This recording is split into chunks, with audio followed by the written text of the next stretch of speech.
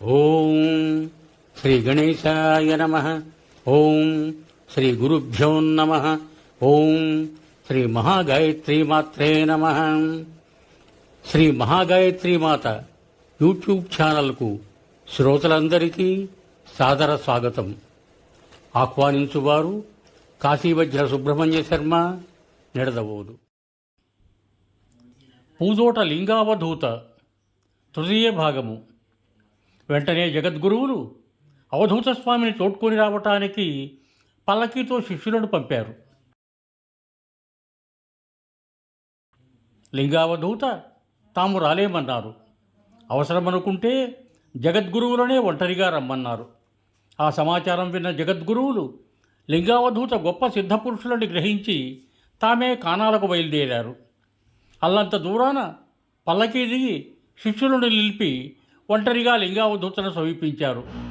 పరస్పర అభివాదములైన తరువాత ఒంటరిగా రమ్మంటే ఇద్దరేలా వచ్చినారని లింగావధూత ప్రశ్నిస్తే శిష్యులందరూ దూరాన ఉన్నారు కనుక తామొక్కరే వచ్చినామన్నారు.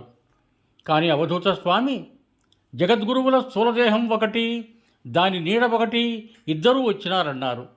తామున్న చెట్టు నీడ నుండి బయటకు వచ్చి తామొక్కరే అని, తమకు నీడ లేదని, నీడ లేకపోవటం చిన్మయ యోగ సిద్ధి అని చెప్పి జగద్గురువులకు ఆశ్చర్య ఆనందాలు కలిగించారు.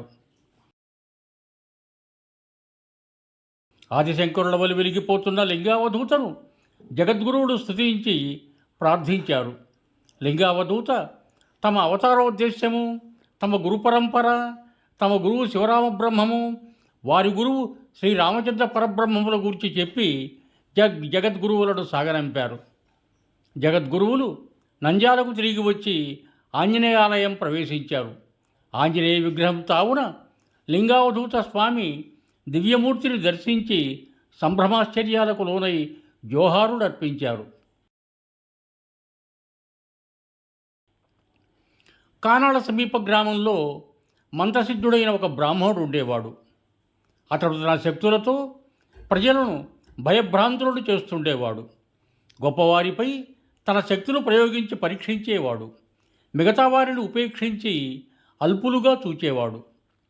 ఒకసారి నంద్యాలలో సాధుసంతుల సమావేశం జరుగుతుంటే వాళ్లను పరీక్షించటానికి వెళ్ళాడు.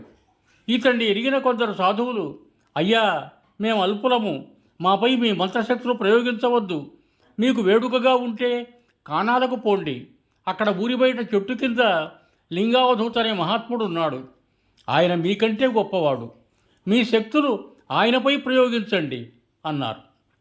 ఆ మాటలు విన్న మాంత్రికుడు రోషంతో వెంటనే గుర్రమెక్కి బయలుదేరి కానాల చేరి చెట్టు కింద ధ్యానంలో ఉన్న లింగావధూతను చూచాడు.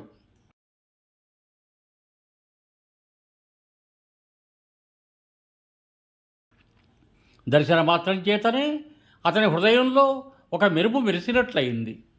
అవధూత శక్తులేమిటో పరీక్షిద్దామని గుర్రంపై నుండే 3 సార్లు మహాశక్తి ప్రయోగం చేశాడు. లింగావధూత 3 సార్లు ఆ శక్తులను తమ తొడ కిందికి తోసి ఏమీ జరగనట్లు నిశ్చింతగా కళ్ళు మూసుకొని కూర్చున్నారు.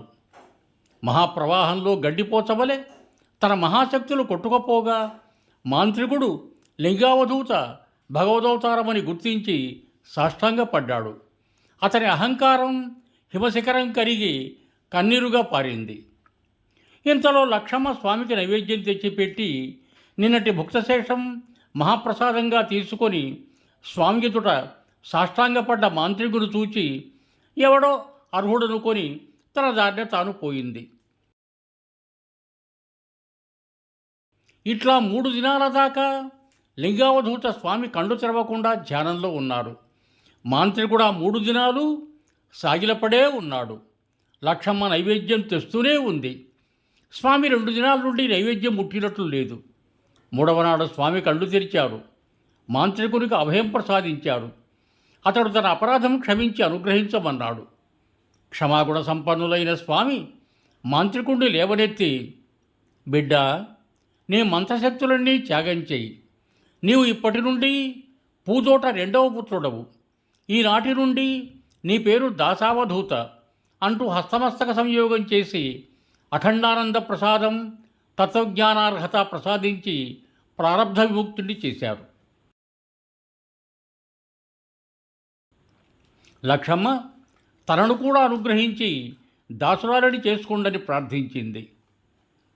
లింగావధూత స్వామి ఆమెతో, బిడ్డకు పెట్టినట్లు నాకు ప్రతిదినమూ ప్రసాదం పెడుతున్నావు కనుక నీవు నాకు తల్లివి, నీకేమి కావలిస్తే అది ఇస్తానన్నారు. ఆమెకు రామతారక మంత్రం ప్రసాదించారు. ఈ విధంగా పూదోట బ్రాహ్మీలతకు మరో 2 దివ్య పుష్పాలు పూశాయి. లక్షమ్మ ప్రతిదినం స్వామివారితో పాటు దాసావధూతకు కూడా నైవేద్యం స్వహస్తాలతో వడ్డించి భుక్తశేషం ప్రసాదంగా తీసుకుపోయేది. కానాలలో ఈశ్వరమ్మనే వైశ్య మహిళ స్వామివారికి ఇంకొక అనన్య భక్తురాలు. ఒకనాడు దాసావధూత లింగావధూతతో, మీకు ఒక కుటీరం నిర్మిస్తాను, కానాలలో భిక్షించి ప్రసాదం తెస్తాను, అనుమతించండి అని కోరాడు. స్వామి కుటీర నిర్మాణానికి అభ్యంతరం లేదు, కానీ లక్షమ్మ భిక్షమ అనిపిస్తే ఆమె బాధపడుతుంది కనుక రేపు ఆమెను అడిగిన తర్వాత నిర్ణయం తీసుకుందామన్నారు. మర్నాడు లక్షమ్మను అడిగితే తనకు లభించిన అవకాశ భాగ్యం నిరాకరించవద్దని ఏడ్చి బతిమలాడింది. స్వామివారు ఇతరులకు కూడా ఆ భాగ్యం లభించాలి కదా అంటూ ఆమె అనునయించి, ప్రతిదినం నీ ఇంటి నుండే భిక్ష ప్రారంభమవుతుందని ఆమెను తృప్తిపరిచారు.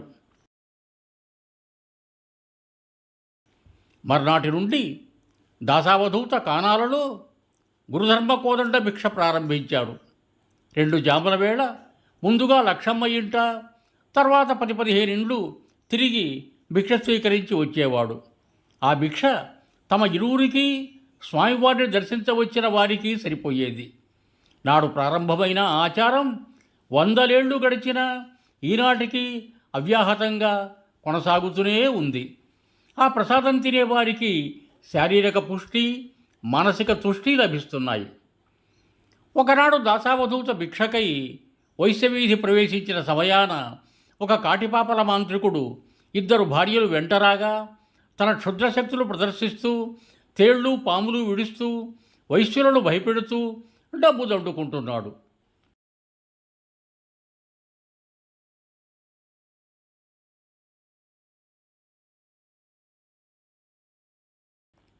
దాసావధూత వాణ్ణి మందలిస్తే వాడు దాసావధూతను తూలనాడినాడు. గురువు ఆనతి లేకుండా వాణ్ణి ఏమీ చేయరాదని దాసావధూత తేళ్లు పాములు విడవకుండా వాని చేయి స్తంభింపజేసి ఆశ్రమానికి వెళ్ళిపోయాడు. కాటిపాపలవాడు వాని భార్యలు తమకు పట్టిన దుర్గతికి ఏడుస్తుంటే చుట్టూ మూగిన జనం లింగావధూత దాసావధూత సంగతి చెప్పి వారిని శరణు వేడుకుండని హితం బోధించారు. వెంటనే ఆ ముగ్గురు లింగావధూత ఆశ్రమానికి వచ్చి స్వామి కాళ్లపై పడ్డారు. స్వామి వాళ్లను క్షమించి, ఇప్పటి నుండి మీ క్రూరవృత్తులు మాని నా ఆశ్రమంలోనే ఉండిపోండి అన్నారు. ఆ 2 స్త్రీలకు రామతారక మంత్రోపదేశం చేసి వారికి జ్ఞానేశ్వరి, యోగేశ్వరి అని నామకరణం చేశారు. మాంత్రికుడు తలగొరిగించి శక్తులన్నీ అగ్నిలో వేల్చి స్నానం చేయించి కొత్త బట్టలిచ్చి మహామంత్రోపదేశం చేసి వారికి భద్రావధూత అని నామకరణం చేశారు. దాసావధూత తరువాత భద్రావధూత గురుపీఠానికి అధికారిగా ప్రకటించినారు. ఆ ముగ్గురు స్వామివారి ఆశ్రమంలోనే ఉంటూ స్వామిని సేవించి ఆధ్యాత్మిక ప్రగతి సాధించారు. సశేషం యువం భూయాత్, సర్వే జనా సుఖినో భవంతు. ధన్యవాదములు. మీకు నా ఈ వీడియో నచ్చినట్టయితే దయచేసి ఒక లైక్ కొట్టి మీ బంధుమిత్రులకు కూడా నా ఈ వీడియోను షేర్ చేయగలరు. అదేవిధంగా నా ఛానల్ను కూడా సబ్స్క్రైబ్ చేయ ప్రార్థన.